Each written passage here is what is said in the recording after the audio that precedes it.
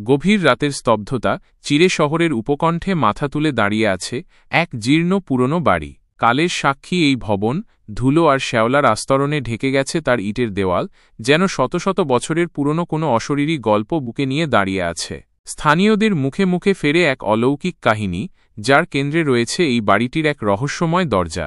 কথিত আছে, একবার এই দরজা খুললে আপনাকে কিছু সংকেত রেখে যেতে হবে, যা রাত ৩টেও আপনার সামনে উন্মোচিত হবে এক ভয়ঙ্কর সত্য।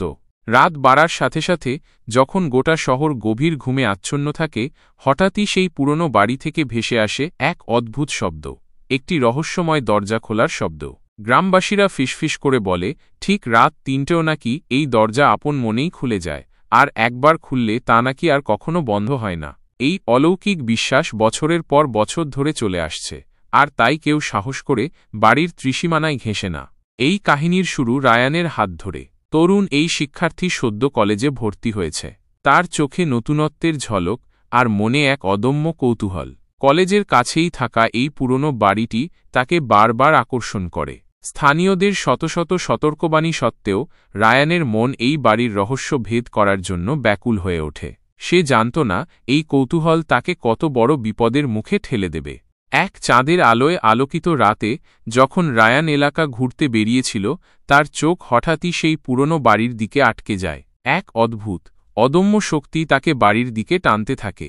মনের মধ্যে এক চাপা উত্তেজনা নিয়ে সে বাড়ির দরজার কাছে পৌঁছায়। তার হাতে ধরা ছিল একটি নিকষ কালো দণ্ড, যা সে আত্মরক্ষার জন্য এনেছিল। হঠাৎই সেই নিস্তব্ধতার মধ্যে এক তীক্ষ্ণ শব্দ করে দরজাটি খুলে যায়। এ কি হচ্ছে? রায়ান মনে মনে বিড়বিড় করে। তার মন জুড়ে তখন বাবার স্মৃতি, যিনি একসময় এই বাড়িতেই থাকতেন বলে শোনা গিয়েছিল। এক অদ্ভুত আবেগ তাকে গ্রাস করে। সে পা বাড়িয়ে দরজার ভেতরে প্রবেশ করে। মনে হল যেন শতাব্দীর পর শতাব্দী ধরে আটকে থাকা এক অজানা পৃথিবীতে সে ঢুকে পড়েছে।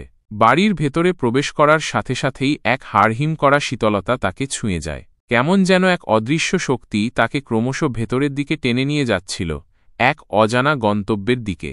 কিন্তু তখনই রায়ান অনুভব করে যে দরজাটি তার পেছনে এসে আপনা আপনি বন্ধ হয়ে যাচ্ছে, আর তার চারপাশে যেন কারোর অদৃশ্য উপস্থিতি। ঘরের কোণে থাকা পুরনো ঘড়িটা হঠাৎই টিকটিক করে বেজে ওঠে, আর ঠিক তখনই বেজে ওঠে রাত ৩টে। ঘড়ির কাঁটার আওয়াজ রায়ানের কানে কান্নার মতো শোনায়। সে দরজার দিকে অনুভব করে কে যেন তাকে ডাকছে। তার পায়ের নিচ থেকে যেন কোনো কিছু তাকে টেনে নিয়ে যাচ্ছিল। সে চমকে ওঠে, কিন্তু তার কৌতূহল তাকে বিরত করে না। সে দরজার দিকে এগিয়ে চলে। এরপর সে দেখতে পায় একটি সাদাকালো রঙের ছায়া, হালকা অস্থিরতার মধ্যে সেটি ধীরে ধীরে তার দিকে এগিয়ে আসতে লাগল। এটি কি বাস্তব নাকি একটি স্বপ্ন?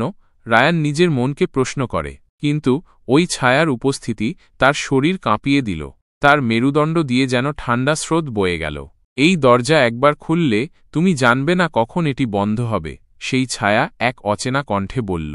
রায়ান ভয়ে জমে যায়। সে সেখান থেকে পালাতে চেষ্টা করে, কিন্তু দরজা একবার খুলে যাওয়ার পরেই তা আর বন্ধ হতে পারল না। ভয়ে ভীত হয়ে সে ছায়াকে প্রশ্ন করে, এটা কি তুমি কারা? ছায়া উত্তর দিল, আমরা এখানে আসতে চাই, কিন্তু দরজাটি একবার খুললেই আমাদের মুক্তির পথ। রায়ান দিশেহারা হয়ে ভাবতে থাকে। সে মনে মনে স্থির করে তার বন্ধুর কাছে যাবে সাহায্য চাইতে। কিন্তু দরজাটি একবার খুললে কি হবে তা বোঝার আগেই তার মনে পড়ে স্থানীয়দের সতর্কবাণী, যারা একবার ওই দরজার ভেতরে প্রবেশ করে তারা আর কখনও সেখান থেকে বের হতে পারে না। রায়ানের হৃদয় দ্রুত স্পন্দিত হতে থাকে। সে পিছিয়ে আসতে চেষ্টা করে, কিন্তু সেই সাদা ছায়া দ্রুত তার দিকে অগ্রসর হতে থাকে, যেন সে এক অনিবার্য পরিণতি। অবশেষে তাকে বুঝতে হল কৌশলে সে আর সেখানে থাকতে পারছে না। তার মুক্তির পথ বন্ধ হয়ে এসেছে। সে উঠে দাঁড়ায়, কিন্তু রাজি হওয়ার আগেই ছায়াটি তার শরীরের ভেতর প্রবেশ করে এবং সে অসহায় হয়ে যায়, যেন তার নিজের শরীর তার নিয়ন্ত্রণের বাইরে চলে গেছে।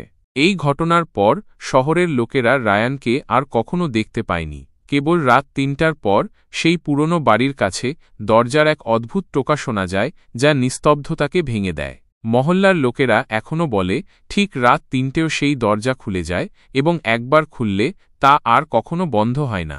এখন রাতে যখন চাঁদ পূর্ণরূপে আকাশে ওঠে, সেই রহস্যময় দরজাটি আবার খোলার জন্য প্রস্তুত হয়, এবং হয়তো আবারও এক ভুক্তভোগী এর কাছে আসবে তার অজানা কৌতূহল নিয়ে। কিন্তু সেই দরজার ভয়াবহতা জানার কোনো উপায় তার থাকবে না, কেবল এক নির্মম নিয়তি তার জন্য অপেক্ষা করবে।